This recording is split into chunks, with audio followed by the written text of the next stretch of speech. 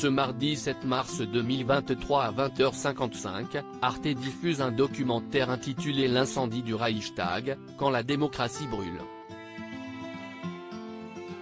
Où il est question d'une instrumentalisation et d'une manipulation par les nazis d'un événement qui leur permit de supprimer les derniers vestiges de la démocratie. L'événement a eu lieu dans la nuit du 27 au 28 février 1933, à Berlin. Adolf Hitler était, depuis à peine un mois, chancelier du Troisième Reich et la campagne électorale pour les élections législatives de mars battait son plein, lorsque le palais du Reichstag, siège du Parlement allemand, s'embrasa au cours d'un incendie spectaculaire. Lequel fut très vite récupéré et instrumentalisé par les nazis pour annihiler leurs adversaires et mettre à terre la démocratie. Ce sont ces mois décisifs, qui devaient aboutir à un régime de répression et de terreur en Allemagne, puis à la guerre mondiale, qui sont évoqués au fil de précieuses archives dans le documentaire d'Arte, diffusé ce mardi 7 mars 2023 à 20h55, complément à la collection de France Télévisions Apocalypse, et intitulé L'incendie du Reichstag, quand la démocratie brûle. Un coupable ? Un complot. Alors que la campagne électorale pour les législatives se déroule dans un climat d'intimidation et de violence, qui voit les journaux d'opposition au nazisme bâillonnés, de nombreuses manifestations prohibées et des militants de gauche violentés, l'incendie du Reichstag intervient comme une opportunité pour Hitler. Lequel, tout juste installé à la chancellerie, cherche à raffermir son autorité. Lors de l'incendie, un homme est aperçu dans le bâtiment allumant des feux. Il s'agit de Marinus van der Lubbe, un syndicaliste néerlandais, proche du parti communiste anti-stalinien.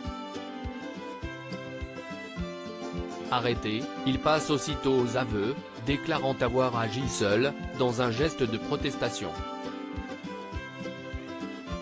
Mais, pour les nazis, ce coupable unique est une maigre pitance. Dès l'annonce de l'incendie, et avant toute amorce d'enquête, la radio d'État affirme que les communistes ont mis le feu au Reichstag. Une théorie sans fondement, mais immédiatement reprise par Hitler et son ministre Hermann Göring, qui leur permet de suspendre les libertés individuelles. La SA devient police auxiliaire en charge de la traque des militants de l'opposition de gauche. La dictature nazie est en marche. Lors du procès qui s'ouvre à Leipzig, le 21 septembre 1933, Marinus van der Lubbe n'est pas seul sur le banc des accusés. À ses côtés, le président du groupe communiste au Reichstag et 3 communistes bulgares actifs en Allemagne, au moment des faits. L'un d'eux, Georgi Dimitrov, germanophone et maîtrisant le droit, va se servir de ce procès hautement médiatisé pour mettre à mal l'opération de propagande nazie, parvenant à convoquer à la barre Göring et à le déstabiliser. L'hypothèse du complot communiste fait long feu. Seul Marinus van der Lubbe sera condamné et exécuté. Mais cette victoire à la Pyrrhus aura pour conséquence que les nazis, échaudés par ce fiasco, créeront, à la place d'une justice respectant les règles, une juridiction d'exception. L'hypothèse de la manipulation nazie en parallèle, dès 1933, le célèbre avocat Mehmed Morod Jaferi émet l'hypothèse, reprise par la gauche, d'une manipulation nazie. Se basant sur le fait que Göring, ministre de l'Intérieur de Prusse et président du Reichstag, détenait les clés du bâtiment, et notamment celles du souterrain par lequel on aurait pénétré, il est suivi dans sa démonstration par des communistes qui organisent, à Londres, un contre-procès. Lequel est suivi par la publication du livre brun sur l'incendie du Reichstag et la terreur hitlérienne, traduit en 17 langues et qui fait contrepoids au jugement de Leipzig. Depuis, des historiens réputés tels que Pierre Milza et François Delplat ont défendu la théorie d'une manipulation de Marinus van der Lubbe par les nazis.